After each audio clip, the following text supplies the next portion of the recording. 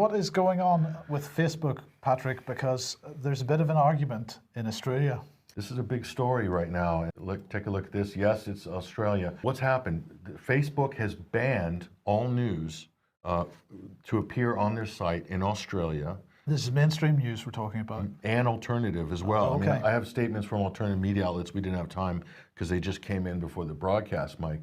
But basically, if you're in Australia, you can't see any news, not alternative, not mainstream, okay? And you can't see anything internationally. So you're blacked out from Australian news and international news as well. Now, I can't see, in the UK, we can't see anything in terms of Australian news on Facebook. That's blocked as well. So international can only see the international, can't see the Australian. Australians can't see the Australian nor the international as well. So let's just take a look at the headline here, Facebook's Australian news ban. What is social media giant up to here and how will it affect you? So basically the company has pulled rank. The Australian government has a new media code which they're planning to pass, which basically stipulates that they want Facebook to pay mainstream media organizations like News Corporation, like The Guardian, like all of these other mainstream organizations. They wanted to pay in order to have their news visible on the Facebook platform. So the MSM saying, pay us, our content is really valuable, and so we want you to pay us for our propaganda, basically. And Facebook is saying, whoa, hold on for a minute. And so it hasn't even passed yet. And Facebook said they went and they shut it down immediately. So they're saying, we're going to show you what it looks like now, what's going to happen if we don't accept your terms. This is what it's going to look like. They pulled the switch, Mike. They pulled the death switch on this. Unbelievable. Well, this Guardian article then had a little bit of video. It did. Here, well, listen closely to the Australian minister, and you can see how this story is beginning to shape up. It's become Australia versus big tech. But listen to this. In respect to Facebook's actions today, Facebook was wrong. Facebook's actions were unnecessary. They were heavy-handed and they will damage its reputation here in Australia. Their decision to block Australians' access to government sites, be they about support through the pandemic, mental health, emergency services, the Bureau of Meteorology, were completely unrelated to the media code, which is yet to pass through the Senate. But what today's events do confirm for all Australians is the immense market power of these media digital giants. It was a bit of an own goal in that sense in Facebook because they took down charities, health departments, government websites, all got taken down. Some of those have been put up in the last couple of days because they've been scrambling behind the scenes, but from a public relations point of view, not good.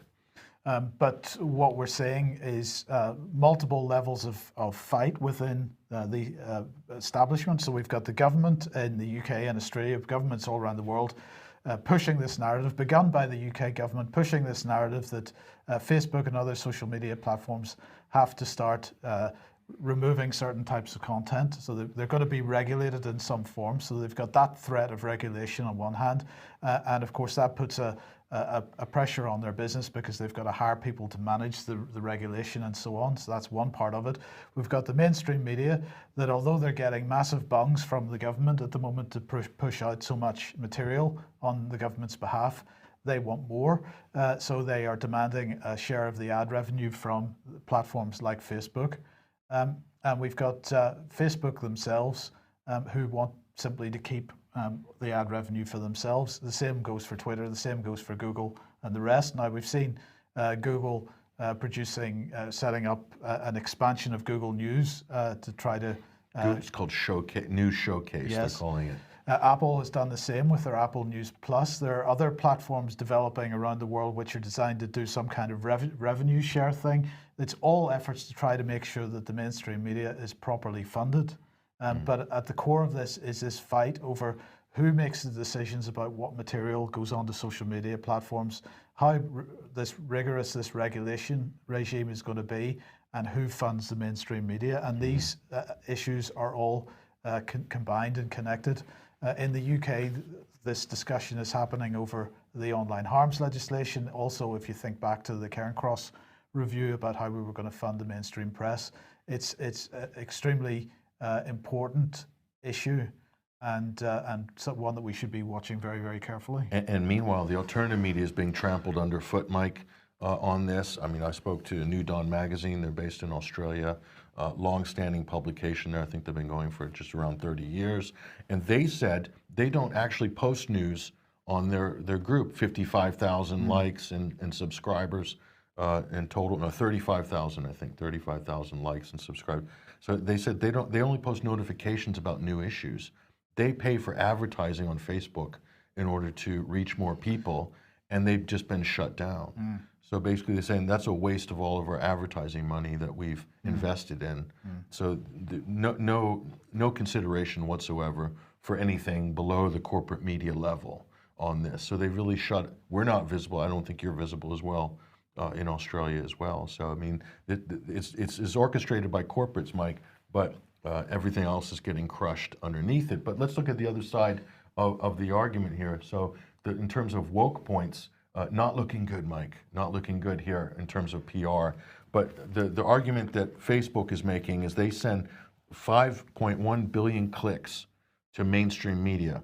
So mainstream media are making much more out of advertising revenue from referrals from Facebook than the other way around. So it's only 4% of Facebook's total traffic. So they're not bothered by it at the moment. So they're really taking a strong position on that right now. So again, they're saying you need us more than we need you. I think from a mathematical point of view, Facebook's probably correct.